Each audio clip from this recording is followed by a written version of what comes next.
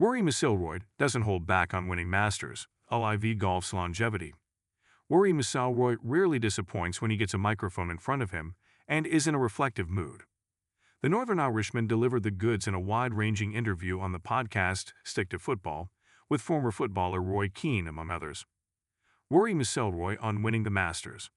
It felt like it was then or never, and it probably wasn't, even if I didn't go on to win, but it would have been one more bad memory and more scar tissue building up there for me. Never in my wildest dreams did I think that I'd be in a playoff with Justin Rose, right? Rosie played great that day. I thought it was really just going to be between me and Bryson. It obviously didn't pan out that way. But I thought that Bryson was going to be my biggest obstacle to doing it. On rinsing his third shot at 13 and making a disastrous double bogey, and I said to my caddy Harry walking up to the 13th tee, usually you see people go for that green in 2 and you can make it. But I said to him, what do you think about playing this as a 3-shotter? So it was the first time I was thinking a little bit defensively. But when I got down there, it had settled. There's these drainage hollows by the left side of the fairway, and it was on the upslope of one of those. And usually when you're hitting wedge shots off an upslope with the loft of the club, the ball comes out left. So I was trying to guard against that a little bit. So I give myself maybe a yard or 2 of like a margin for error on the right side of the pin. And I just got ahead of it, made a bad swing. And I had, my dad said to me after you had all of Georgia on your left, and you hit it right. Key, what were you thinking when that happened? I thought I hit a similar wedge shot at the U.S. Open in 2023 that lost me the U.S. Open. And I thought, I've done it again. Like you idiot, I've done it again. So just again, like the reason that I started to play defensive on 13 is because I remember what I've done on 13 before, and I've hit it in that creek too many times or up in those azaleas, so it plays with your head a bit. Downplaying his brilliant rote 7-iron shot at 15. If I didn't turn it enough, it would have went into the right bunker, which actually was a bad miss. So it was an incredible shot, but I knew I had a little bit of a bailout. All I needed to do was focus on hitting, making sure I struck it well, so that it would get over the water. That was the biggest thing, but it came out perfect. And yeah, that was the shot that turned it around, that got some momentum again, that helped me go on to win. On wearing the green jacket to India, Australia, Ireland, and on Halloween. I've brought it around the globe, and I wore it on Halloween. My daughter wanted to be Galinda from Wicked. So I was like, well, I'll be the wizard of all of them. On rules and regulations for wearing the green jacket outside of the club. You have to sign a legal document to take it off, to take it out of the club. And there's do's and don'ts with it.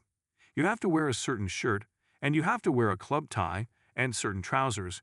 You only wear dress shoes. You can't wear trainers. You can't just throw it on, go for the bivvy. On being the 6th member of the Career Grand Slam Club, insane. You even now, you hear those names and feel like you get imposter syndrome. You're like, I'm not supposed to be on that list. But it is. It's incredible. And it's cool as well. Like there's, 6 have done it. There are 4 living. And yeah, the one thing I want to do is I want to get the 4 of us that are living, Jack, Gary, Tiger, myself, and, do a picture at Augusta next year with our green jackets on. On LIV not resonating for him and others. I said on this podcast last time that maybe I was a bit too judgmental of the guys that went because not everyone is in the same position that I'm in. So, you get offered double the money to do the same job. Sort of hard to turn down. But it just hasn't. I think the thing is with live hasn't really resonated with people. I think there's some good elements to it. But it just hasn't, it captured the imagination. Yeah, I don't know, and I've watched a little bit of it, and it's not, I don't know.